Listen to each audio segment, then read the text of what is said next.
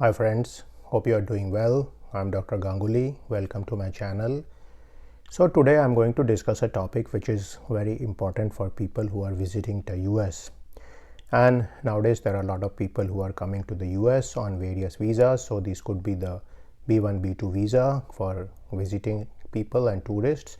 It could be the F1 visa for students. It could be the H1 and L1 visa for people coming for temporary work. It could also be parents of various people coming to the US on the B2 visa, and it could also be exchange visitors on J1 visa and so on. So whenever you come to the US airport, you are going to be asked several questions by the officer there, and these are the people who are essentially working for the US Border and Protection Force. They are also known as the CBP, and these people are extremely intelligent. They are masters of human behavior, and they are very quickly able to figure out whether a person coming to the US is legitimate or not. So many people think that just because they have obtained a visa from the US consulate or embassy in their home country, they should just come to US and there will be no more problems. But do remember, there is one more point where things are checked for you. Your passport is going to be checked, your visa in the passport is going to be checked, and you may be asked for certain documents. For example, if you are a F1 student, you should certainly carry your I-20 with you and so on. So I'm going to give you a list of various questions which are going to help you in this particular process, and I'm also going to tell you certain pointers which may help you to navigate this particular journey. Now do remember, there are certain people who are not very good at English, so certainly trying to brush up the reply of some of these questions is going to help, because sometimes what happens is that the officers in the US system, they have some different level of English which they may speak with. So they have a typical US accent, and you may be knowing and speaking English with a certain peculiar accent in your country, and they may not be able to always follow what you are saying. So in some of the major airports in the US, they may even have people who can help you if you speak one of the major languages. For example, if you speak Spanish, if you speak Hindi, if you speak Mandarin, you may find somebody at some of the major airports. But remember that at many of the very small airports, you may not have such people. So do keep this in mind, that if you are somebody who needs some assistance in some foreign language, maybe you are a very elderly person, then you can look at entering the US at some of the major cities such as New York or Los Angeles for that matter. So with that issue we will begin, but before I begin, I should point out one issue, that I'm not an immigration lawyer. Whatever I'm saying is from my personal experience and from the experience of people I know, and from information I have figured out from the public domain. So with that caveat, let us begin. So the number one question is, why are you visiting the US? And of course, the answer to this question should be directly linked to whatever you have, the intent in the visa you have got. So if you are an F1 student, then you are visiting the US to study. If you are a person coming on B1, it's likely to be for a conference or business trip. If you are coming on B2, it's likely to be for tourism, maybe to visit your son or daughter in the US, maybe to attend your son or daughter's graduation or something like that. So you need to have this particular information with you at your fingertips or at the tip of your tongue. Now the next question is, where will you stay? And here again you need to specifically provide the hotel you are going to stay in, the relative's house you are going to stay in. If you are going to stay with some friend, you need to provide that. You need to know this address very clearly. You also should know a phone number of somebody who is going to be there and who is going to confirm some of these things about you in the US. So in case you are staying in a hotel, you should have the hotel phone number also with you. Now the number 3 issue is going to be, where are you coming from? And you need to here mention clearly the city and the country. So for example, if you are coming from Melbourne, you should mention Melbourne, Australia. If you are coming from Moscow, you should mention Moscow, Russia, because do remember, some of these cities have counterparts in the US with the same name. So there is a Melbourne in Florida, there is a Moscow in Idaho. So do remember some of these things. Now the fourth question is, who will you visit? And this again is very clear.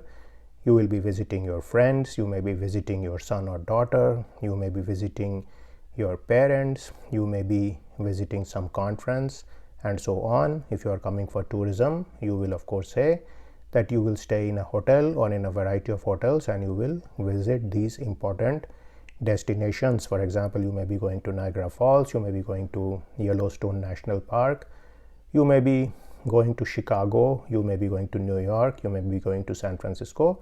You need to have these city names, these place names ready with you. Now the next question is, how long will you stay in US? And again, you should mention very clearly how long you will stay. If you are coming for 10 days for tourism, you should mention that. If you want to stay for 6 months with your family, if you are coming on the B1, B2, you can mention that.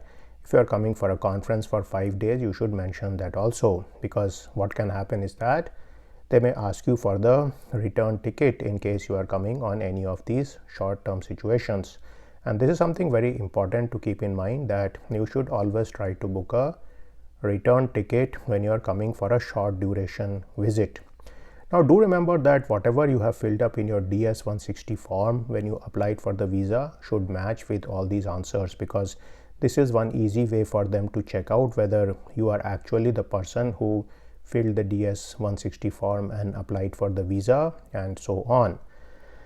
Now the next question is, when are you flying back? And again, this is a very clear question and the answer is very clear. You need to have a clear date with you. It can be 10 days away, it can be 1 month away, it can be 5 months away, and you need to give this date. And of course this should match with any information in the DS-160, and you should have a return ticket also to show this particular fact.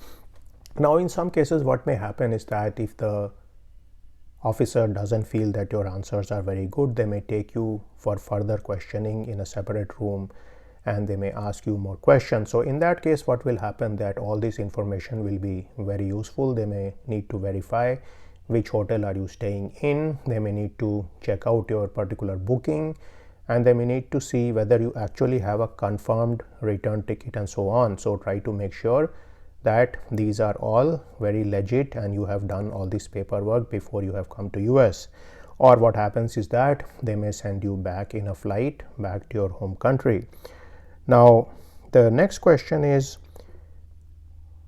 what is your date of birth? And this is something which is very interesting, and this is sometimes asked to simply check whether you are the person who is actually there in the passport. So sometime what happens, if you have watched enough Netflix movies, you know that people tend to have various duplicate passports and so on. Again, these are a very small set of people, but they need to verify whether you are the person who is actually the person who has filled the DS-160, who is there in the passport and so on. So you should in this case simply mention your date of birth. Now you should mention the day, the month, and the year in which you were born, because do remember the US has a different system as far as dates are concerned. They put the month first, the date next, and the year after that. So do not confuse people by giving the numeric dates only. Now the next question is, what is your city of birth? And this question can occur every now and then, and this is again to check the veracity of the contents which you have given in your passport and whether you are the legitimate person. Now the next question is, what is your profession? And again, this is something which can be asked to just verify whether you are actually the person who is in the passport and the visa.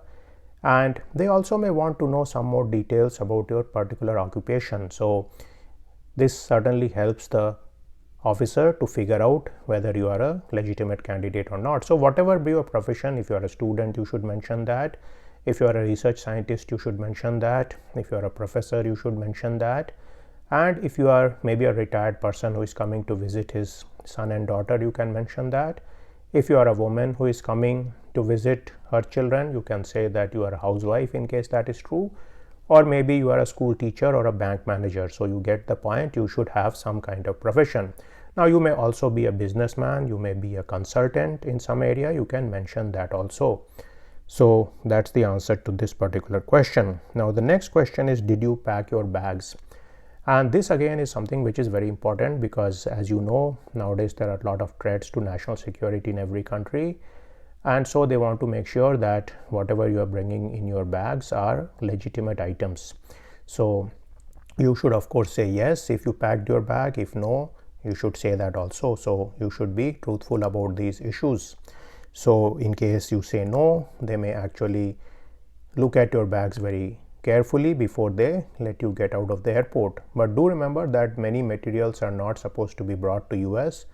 For example, various type of agricultural commodities such as rice, wheat, and so on, you should not try to bring them to US, because US government feels that they may be carrying a lot of pests and so on, which will contaminate the American agricultural system. So be very careful about bringing any type of food material and so on. You can go to Google and search as to what are the food materials which are allowed through US airports.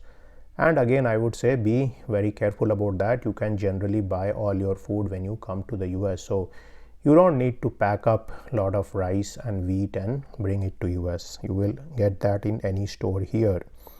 Now the next question is, where do you work? And again, this is somewhat related to the professional question, but this question has to do with where do you work in your home country. So again, they are trying to figure out whether you are a research scientist working somewhere. If you are, for example, working in the military or police, you should mention that also. Never hide any information just because you think that may be construed negatively. So sometimes people from some countries do not mention their work in a certain party, certain political party, and that has negative ramifications down the road. So if you are working in any political party, you can mention that. If you are somebody who is working in the armed forces of your country, you can mention that. So whatever be the truth, you should tell that at this particular point. Now the next question is, what are the places you will visit? And again, this is a typical question which you are going to get if you are coming on a tourist visa and you have mentioned that you are coming from tourism. So again, now what they want to check is that you have a clearly planned out set of places which you want to visit. Because do remember, if you are coming to US, it's not likely that you will now plan your visit at this point if you are coming for 10 days. So most people have essentially booked the different hotel rooms, they have booked the different air tickets or tickets in trains or in buses. And so you should have this complete plan with you. You should have a plan that you are going to visit New York, then you are going to go to Niagara Falls, then you are going to Chicago, then you are going to Boston, then you are going to come back to New York, and then you are going to fly back to your home country. And all this should be something which you can prove with documentation in terms of the hotel bookings, the different flights, and so on. If you are somebody who is planning to drive in the US, make sure you have brought your international driver license or the driver license in your foreign country, and you have made sure that you are allowed to drive in the US with that particular license. Now the next question is, when did you last come to the US? And this is again used sometime to verify the veracity of your passport. So what they may do is they may glance through your passport, they may see you have come before on a B1, B2, and they may simply ask you that question to just check out whether you remember this particular visit or not. Now one more question related to this is, which country did you visit last? And again, this is a very easy way to figure out whether you are a legitimate person. So if your last visit was in France with a Schengen visa, then you should clearly mention that you have been to France before and that was your particular last visit.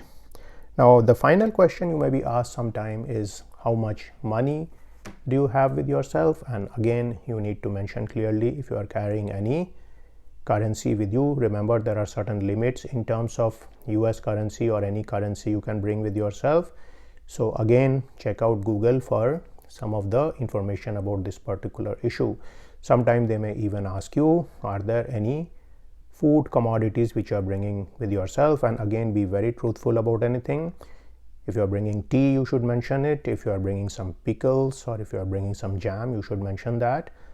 And in some cases, they may actually inspect your baggage further. Do remember that many food commodities are restricted in the US, specifically commodities which are raw in their form. So again, remember that bringing even fruit in the US is not permitted. So if you are traveling in a flight, If you have taken a fruit, you should not bring it with you when you land. You should leave it in the aircraft. So these are certain very important things to keep in mind. Now, in case the visa person is not totally sure about you, he feels there is something suspicious about your answers, about your demeanor, about your body language, they are going to take you for further processing, and during this further processing, somebody more senior is going to ask you various questions. They are going to go through all the answers you have provided. They are going to look at your background, and in many cases they are just going to let you go forward, but in some cases they may actually deport you back to your home country, and so that's something you do not generally want to do. But in case you are asked to go aside, do not panic. Just go and answer all the different questions which you are being asked. Always be truthful about any of the answers, and do remember that if you are somebody who has not filled his own DS-160, then you still have to own all the material which is there in the DS-160. So if you have got some younger relative or some friend to fill the DS-160 because you are not familiar with computers, or some agent has filled this up, do make sure that at the end of filling up this particular form, you get a printout or a PDF file and you go through it very carefully, so you own all the material. Remember, the person filling the form is not responsible for whatever has gone in. It is you ultimately who signs this particular form. So it is actually something which you are telling the US government, and the consequences of prevaricating in any form is quite severe in the US. So do keep that in mind. Always match your answers and your life to the DS-160 itself. So I hope this video is useful for you, and I will see you in a video sometime soon. See you then.